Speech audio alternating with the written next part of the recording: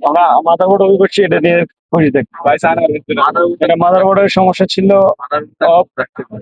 যে সমস্যাটা ছিল সমস্যাটা আসলে অনেক অ্যাবনর্মাল এবং টাফ একটা সমস্যা ছিল। তো যার তার হাতে গেলে ফোনটা আসলে নষ্ট হইতো, ফোনটা ঠিক হইতো না। তো আলহামদুলিল্লাহ কাজটা আমি ইজিলি করতে পারছি। ভাই, আপনার সেটটা কতদিন ধরে অফ রাখছেন? 3 মাস। কয় মাস? 3 মাস। 3 মাস বন্ধ ছিল, 3 মাসে একবারে 400 দিয়ে রাখেন নাই?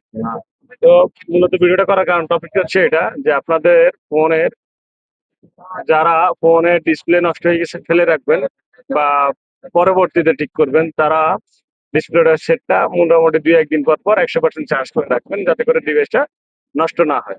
না হলে ওনার মতো অবস্থা হবে।